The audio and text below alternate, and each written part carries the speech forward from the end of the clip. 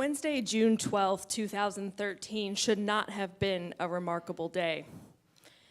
I worked in Midtown Manhattan in New York City, and after work I stopped and got one of those long, luxurious pedicures. I was on day 3 of a paleo detox cleanse, so I stopped by Whole Foods to get some uncured bacon. I threw it in my orange Herschel backpack, and I headed home to the Q train to Brooklyn.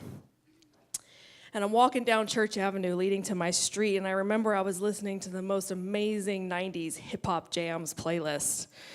And I'm feeling really, regular for a Wednesday. And as I turn the corner to 10th Street where I lived, I suddenly feel this weight crushing on my right shoulder. I'm jostled back, and before I can realize what's happening, I see a man's arm come in the front of my neck, and he holds it tightly as he chokes me. He pulls me to the ground silently, and I realize there's no one on my street, but as I turn toward the ground, I see there are another 2 pair of feet. There are 3 men here with me. And as much as I knew about my neighborhood in Brooklyn, and I knew that there was a rampant spree of stealing iPhones, it was so frequent that they gave it a cute nickname, apple picking.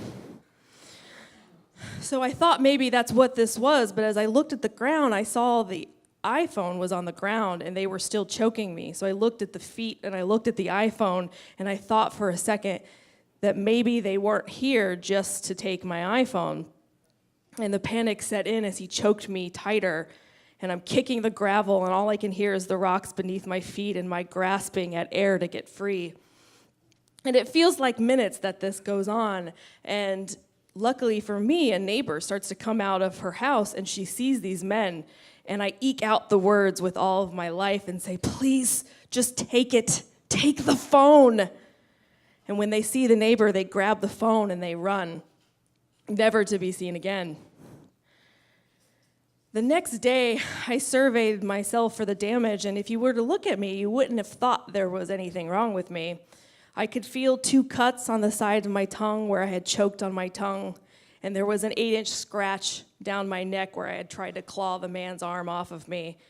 But the rest of me looked exactly the same.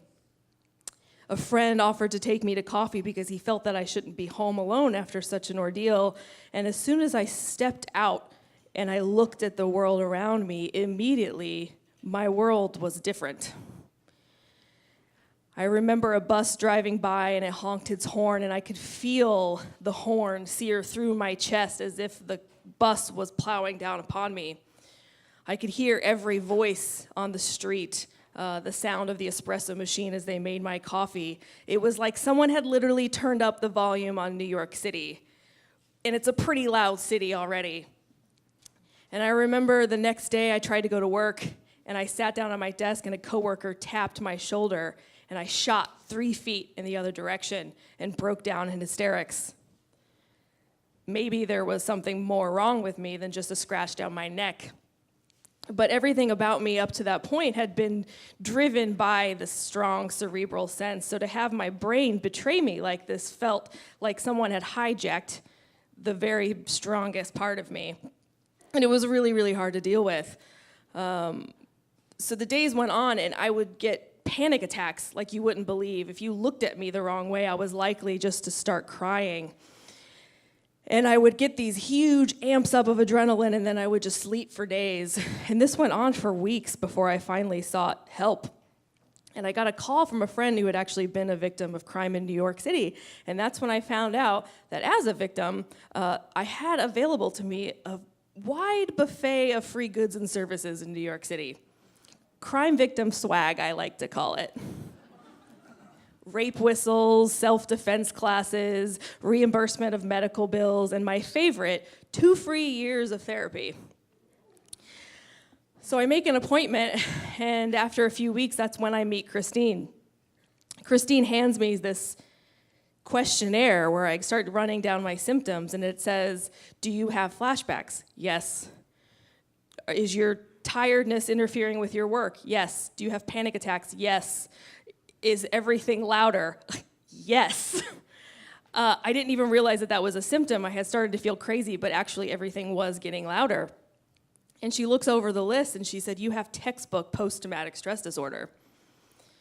And I felt two things in that moment. One, I felt happy this thing had a name.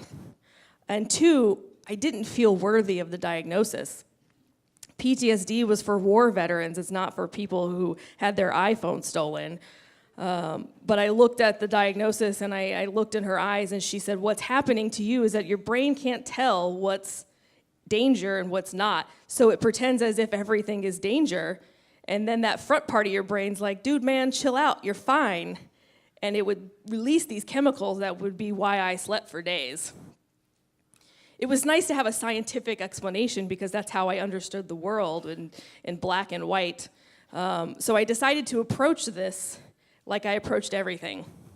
Google, books, classes, anything I could. I was going to get a straight A in PTSD recovery. And so everything she tossed at me, I took. I took all the rape whistles. I signed up for self-defense classes. I took all the pills because I definitely needed them. And everything was moving right along, but the symptoms weren't going away. I was still having a hell of a time getting out of bed every morning, and I had grown really tired of crying in public. So one day she starts to realize that I wasn't making a lot of progress, and she hands me this pamphlet, and she said, I think you might be interested in this. And I looked down, and it is an application for the David Lynch Foundation's scholarship to Transcendental Meditation. I don't know if you're all familiar with Transcendental Meditation, but it has all the reputations of a cult. It was started back in the 60s with the Maharishi who came over with the Beatles, and it turned into this multi-million-dollar organization spread out nationwide, globally even. And there were even rumors that if you took enough classes, you could levitate. And I looked down at this and I was like, well, normally I wouldn't sign up for a cult, but maybe that's what I needed in this instance. So I said, yes, sign me up. And I get a call a few days later from a woman named Rita. She's got this smooth, gentle tones where she tells me that she's really excited to work with me and that I was on the path to healing and enlightenment. And then she tells me, she's like, you will come in tomorrow for a private one-on-one session with me, but what I need you to remember is very important. I need you to come in tomorrow with a clean white handkerchief, 3 sweet fruits, and 6 fresh flowers. Sure. I remembered and reminded myself that this wasn't normally what I would do, but I had committed to the process, so I went to the store and I bought all the goods, and I showed up at this Midtown Manhattan skyrise. And it was very much like your corporate office environment, cubicles, and it looked like a doctor's office, except for all the lights were dim and no one wore their shoes. And Rita introduces herself to me, and she brings me back to the room where there's a framed picture of the Maharishi and a little Hindu god and lots of flowers. And she tells me to put my offerings down in front of it. And I start to think, I'm Catholic. Am I allowed to be here?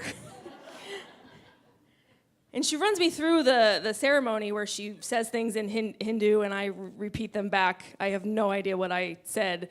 And then she said, before I give you your secret special mantra, I need you to sign this contract. Apparently, the word that she had picked out for me that was going to be my path to enlightenment was so specific to my being, I had to make sure contractually I was never going to share it. So if you were hoping I would, I will not tonight. So she has me repeat it back a few times. She tells me my mantra. I sign the paperwork, and then she says, okay, now we're going to sit in silence together for 20 minutes. And I'm like, that's it? She's like, yeah, just keep thinking your mantra. So I sit there in 20 minutes, and I think about the mantra, and I tend to lose it. She keeps asking me, she's like, do you know your mantra? And I would say it. She's like, no, that's wrong. And then she would correct me, and we would continue on. And after 20 minutes, she raises the lights, and she's like, how do you feel? I'm like, not much different than 20 minutes ago. And she's like, don't worry, it'll all make sense when you come to the group class. So the next day, I kind of waver on if I wanted to keep doing this or if I wanted to stay at home with my cats. And I decide to go to the class, and she brings me into this large conference room with everyone there. And I start looking around, and I know that this class, from what I learned online, costs $2,500 to take. And I wonder if all of these people were victims like me, or if all of them were the people that shelled over $2,500 for this class. And then Rita comes up to get started, and she draws a picture of a submarine on a whiteboard, like yellow submarine, and then a bunch of bubbles. And she's like, you're here at sea level, not really quite to full consciousness and enlightenment, but if you hang on to your mantra, it takes you down to total bliss. And that's what we're here to do today. But before we get started, here, watch this video. And she puts on a DVD where I see David Lynch's face. He is the Tom Cruise of transcendental meditation. And he begins to tell me that I've started this journey that was going to change my life. And then there's this film reel of clips of the Beatles and the Maharishi and pretty much every celebrity that's not currently involved in Scientology. And then the film ends and she's like, okay, everyone, do you all remember your mantras? Don't say it out loud. It's just for you. I had Googled it later and found out that every 29-year-old female had the same mantra as me, so it wasn't that much of a secret. But we close our eyes and we begin the process, which is precisely 20 minutes. And as soon as I close my eyes, I'm back on that street in Brooklyn, and I feel the man's arm on my shoulder, and I can feel my heart rate. And I had started to notice what it was like to get a panic attack, and I knew it was coming, and honestly, I was just really tired of crying around other people, so I was fighting it off, and I was battling, and you couldn't see this in me because I had my eyes closed, but it was war inside my head, and I held on tightly as long as I could, and then 20 minutes was up, and she turns on the light, and she's like, how does everyone feel? And everyone's like stretching and sighing, and I yell, am I the only one that feels worse? And the shocked look on their face meant that I was harshing their collective buzz. I was, in fact, the only one that felt worse. But Rita assured me, don't worry, that just means it's working. And I wanted so desperately for it to work. I was like, this has to work. I'm gonna get straight A's in transcendental meditation. So I decided to keep coming back, and each time I would basically be signing up for a 5:30 p.m. trigger session. And it was just so close to the wound that every time I closed my eyes, everything got louder. Like the girl next to me was the mouth breather and the person chewing gum in the corner, and I could hear the ambulance down on the street, and I was like, this is not fucking working. And I would cry. I would just come home and cry because I was failing. And my brain had failed me, and it didn't matter how hard I grasped and tried to make this better, it wasn't working. And that was a new feeling for me. So I remember the next day I had that choice. Do I walk down that street and go to that class, or do I stay at home with my cats? And I thought, I'm like, you know what, I can't do it. And I called Rita and I said, you know what, I really appreciate what you guys have done for me, but I think I'm better suited to a private practice. And she's like, I understand, but I hope you come back because you do have a lifetime membership. And I was like, okay. So I sat down on my couch and I thought how I was going to approach my recovery since everything else had failed. And I pulled out a yoga mat and drew up an online video of yoga. And I was like, well, I guess maybe I'll try this. I hadn't tried that yet. And I started doing some of the stretches. Meanwhile, this is just the warm-up for yoga. And I break into hysterics. And I'm curled up in the fetal position. And I was like, I can't even do 5 minutes of yoga.